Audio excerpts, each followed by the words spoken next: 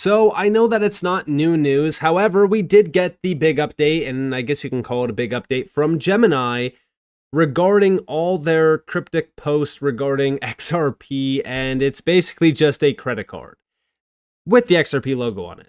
Now, it's not that simple. There's definitely a lot more to it. However, I was hearing from a lot of people saying that it's a very intense KYC, sort of protocol to go through to get this card. I don't know too much about it. I don't have crypto credit cards at all. Am I against them? No, but I just don't see the point in myself holding one of these.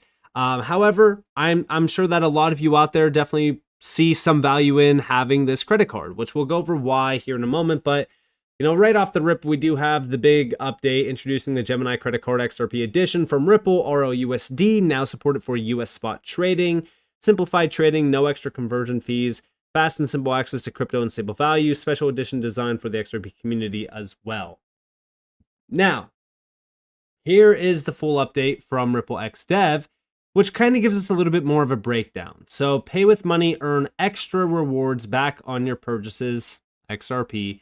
You get 4% XRP on gas, charging, and rideshare, 3% XRP on dining, 2% XRP on groceries, and 1% XRP on everything else. This is actually pretty cool. Listen, if you use a credit card all the time anyways for cash back, why wouldn't you want crypto back? I think that this is cool. I'm not going to get it. I just don't see, me changing my business cards over to a crypto credit card. But I still think that this is great to see. And it's available today, limited edition, US only. A lot of people didn't like the idea that it was US only, but, with regulations, I definitely see the reason why. But again, this is a pretty cool update, and this is what the card looks like. Again, it's a substantial, it's a substantial update for sure. It's not like it's a massive news event that, everyone's going to be extremely excited about and the price is going to go crazy or anything like that. But again, it is something cool, and it's a little bit more of an addition to the XRP ecosystem that we can, get behind. I think that this is great to see. Now, on top of this, we did see David Schwartz post about it. He was talking about his XRP belt with his XRP t-shirt, holding an XRP rewards credit card at XRP, or Espresso, if you will. And I think that this is actually pretty cool. It's funny to see this, but again, I think that it's just a very, very nice addition for the retail sector to earn XRP on everyday purchases. And I just don't see how this would be a bad thing. Now, on top of that, Brad Garlinghouse did say an XRP rewards credit card out in the world. What a time to be alive, XRP family. Use the special edition Gemini card for everyday purchases and earn up to 4% XRP back. And yeah, he also did link the Gemini link as well to go and check out the card. So again, I think that this is good for XRP. I also think that it's good for RLUSD because RLUSD is now supported for US spot trading as well. And that's like the main focus here. I want to focus on more expansion of the stablecoin because again, not a lot of people, think about stablecoins at this point, because I know that we talk about them all the time. They're not that big of a hit with a lot of people because they don't see the value of stablecoins. They think that stablecoins are bad and, why do we have to use the stablecoin? Why can't we just use XRP? But I want you guys to realize that stablecoins are very beneficial for XRP as well from a demand and value perspective. And if we're thinking about RLUSD, so far it's been an incredible year for RLUSD. We added, if we think about where we were at back in the beginning of the year, we added over $600 million to RLUSD's total value, which we're sitting at about almost $700 million, up almost 20% in the last 30 days. $3.51 billion in monthly transfer volume, up almost 16%. And now with the addition of this is just more markets for RLUSD to cover. And I'm very excited about this. And also, by the way, in the last 30 days, the value on XRP is up 30+% compared to the 17%, almost 18% on Ethereum. So it seems as though the value is starting to trickle in on the XRP ledger as well, which I think everyone should be pretty excited about as well. Now, let's go over here to what Reese Merrick recently put out, which, by the way, this is the Senior Executive Officer and Managing Director of the Middle East and Africa for Ripple. He did say that the stablecoin market, currently valued at approximately $300 billion, is projected to experience significant growth, potentially reaching $1.2 trillion by 2028, with some forecasts reaching up to $2.8 trillion by 2028. This robust expansion, underpinned by regulatory advancements like the US Genius Act and growing fintech integration, reflects stablecoins' rising role in providing stability and liquidity across volatile financial ecosystems. As stablecoins become a key part of global financial infrastructure, the next wave of adoption will be driven by utility and institutional demand, and Ripple is perfectly positioned to capture this growth. Check out our latest partnership with SBI VC, who are launching ROUSD in Japan, providing a reliable, regulated, and fully backed stablecoin tailored for enterprise applications. Now, to build on top of this, we did get a big update regarding when this ROUSD Japan expansion is going to be underway. Big shout out to Smoke Dog for this. We have here that just in, SBI Japan announces ROUSD distribution will officially begin March 31st of 2026. The commitment to regulatory clarity sets ROUSD apart from other stablecoins and provides the security that institutional partners demand.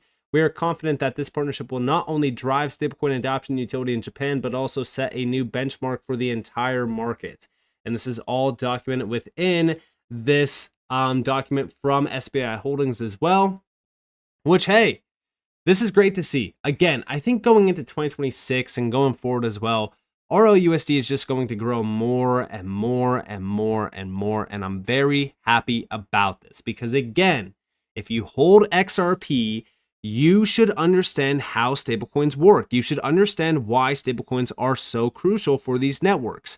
It's the same exact reason why I've always, like when we go back to Bitcoin, right? I've always utilized this idea as an example. If Tether never existed, Bitcoin would not be as valuable as it is today, right? Because again, the value tied to Tether on Bitcoin has significantly increased network demand and network activity, which caused a network effect on Bitcoin that surged the value. It's the same reason why a lot of people say, oh, look at, Tether just minted 1 billion USDT. They're about to pump Bitcoin, because a lot of that value is tied back to Bitcoin. It's the same exact reason why when we look at ROUSD, we're looking at the network effect that it could have on XRP, and it could definitely be massive. It could definitely start to, impact XRP's value as well. But we need to see a lot more, right? Because again, they're, releasing clips of 1 billion USDT at a time. Right now, we're only seeing clips of about like 1 million, upwards of like, sometimes 20 million ROUSD. And even right now, the total value of ROUSD is not even $1 billion. But this tells us that we're just getting started with ROUSD. So we are in for some very big announcements around ROUSD and stablecoins around the XRP ledger going forward. And by the way, the XRP ledger only has 3 stablecoins currently on it, expected to have about 7 or so. And if we're thinking about that, we shouldn't just be focused on ROUSD. We should also be focused on all the other stablecoins coming to the XRP ledger ecosystem that's also going to bring value to it and even volume, which could definitely lead to an even larger network effect, which could definitely impact the value of XRP in the mid to long term time frame. But beyond that, we also have over here from High Vibe Assets, ROUSD is bigger than you think. Bang! Total stablecoin transfer volume reached $27.6 trillion in 2024, surpassing the combined transaction volume of Visa and MasterCard. Bang! Of course, it's documented. Here we have from, I think this is the Ripple website. Yeah, this is the Ripple website regarding stablecoin remittances. And we have here, for an example, instead of initiating a traditional remittance payment through Western Union or MoneyGram, someone in the US can send money to a family member in the Philippines by purchasing a stablecoin like Ripple's ROUSD through a digital wallet or exchange. The stablecoin is then transmitted across a blockchain network directly to the recipient's wallet, where it can either be held, spent, or exchanged into local currency. All of this can happen in minutes, not days, and with far fewer fees in between. And that's the difference here when we think about stablecoins and the underlying networks in which they are issued out on. And we also have the total stablecoin transfer volume reached $27.6 trillion in 2024, surpassing the combined transaction volume of Visa and MasterCard, and they have grown 28% year over year. Currently speaking, if we're thinking about, stable coins, just take a quick look. Let's go and look at the transfer volume, and I want to go yearly. I just want to look at this because, again, we have 27.3 trillion in 2024. In 2025, we're at $21.5 trillion, and we still have 4 months left in the year at an average of about 3.5. I mean, if we are looking at, let's look at the monthly transfer volume real quick. Just taking a quick look at the monthly transfer volume, I'll just say going off of like the lowest point, 2 trillion. We're destined to add about like roughly $8 trillion to this current value. So we will be at almost $30 trillion in yearly transfer volume for stablecoins in crypto. That is an absolute insane stat to think about. Again, that's crazy. And RLUSD is really carving out a big piece of this space. And I do think that it's destined to grab a large portion of this demand as well. Reason why? Well, let's go over here. We have here breaking. Goldman Sachs and BNY are moving a $7.1 trillion money market industry onto blockchain using digital tokens. And yes, they've also partnered with Ripple and XRP. The future of finance is here. And this is from Zafe Crypto. Check this out, guys. Announcing today they are teaming up for a tokenized money product that could potentially transform the $7 trillion money market industry. This is interesting because stablecoins are kind of like money market. Anyway, joining us for more, CNBC banking reporter Hugh Sun, who broke this story. Hugh, so tell us about it. Great to be with you, Kelly. Yeah, so lots of excitement over stablecoins because of what just passed last week, the Genius Act. And so notably, Citigroup, Bank of America, JP Morgan talking about issuing their own stablecoin.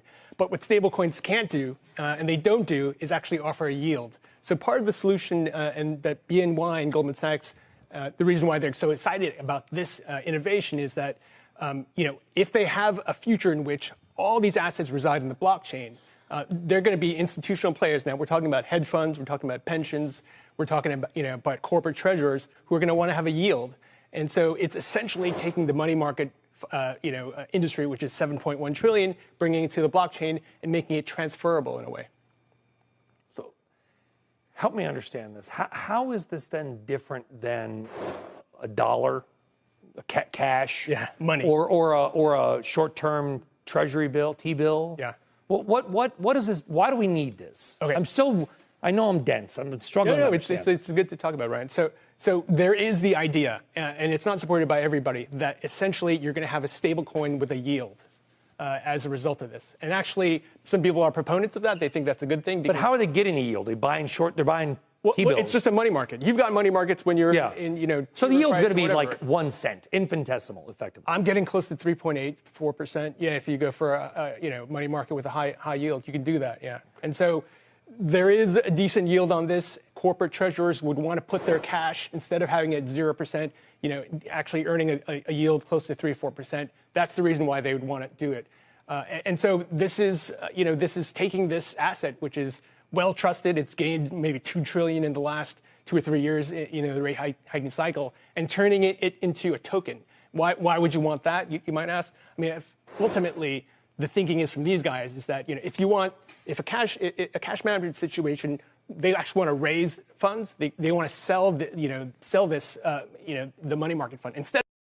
And yeah, I mean, listen, when we think about it, stablecoins are going to be much larger than where they're at right now. I've said this so many times over in the past, and I think that it's very clear when we do listen to individuals like this, for an example, from some of the largest names out there in TradFi.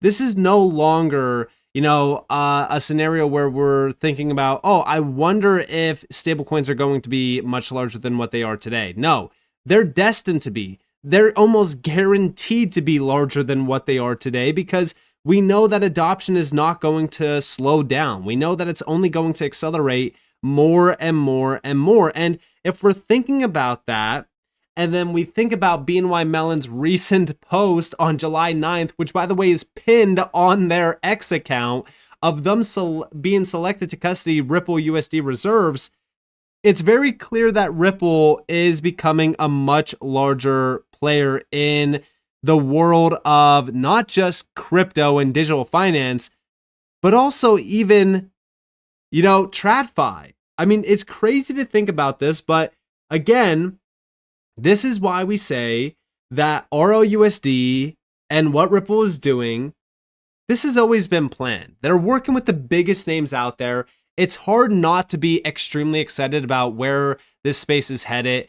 And with all of these recent announcements and with all of these recent expansions, even, you know, the credit card, I know that this isn't really anything that special. However, when we're thinking about what this offers, and on the back end of this, with ROUSD being tapped in with Gemini, which is one of the largest crypto exchanges, you can kind of see how this benefits everyone involved, which is, you know, Ripple, the stablecoin, even XRP, and the XRP community. I mean, this is very exciting stuff, but this is a small announcement compared to some of the other larger ones. But again, if we're thinking about this, being an XRP holder, we should be paying attention to everything happening here. So even some of these smaller announcements are still very important. But the main thing that we are looking at here is just how large the stablecoin market is forecast to become. You know, it has over 20 some trillion dollars in yearly volume being pushed through it.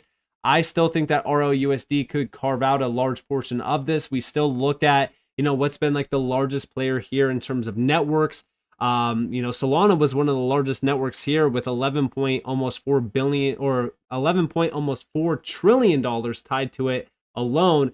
I do think that XRP will start to really climb the ranks. I mean, right now, if we look at the XRP ledger, it's about $1.2 billion in the last year that's been moved over the XRP ledger through stablecoins. I see that value climbing significantly over time. And I do expect to see it on the top of this list where, you know, Ethereum is moving $9.1 trillion in the last year, Tron 4.6, Solana 3.3 almost, BNB 2.2. Just imagine once XRP is moving trillions of dollars, and I do think that we'll get there. I mean, if some of these networks are already doing it, XRP is destined to as well. So with that being said, I hope that you guys enjoyed this video.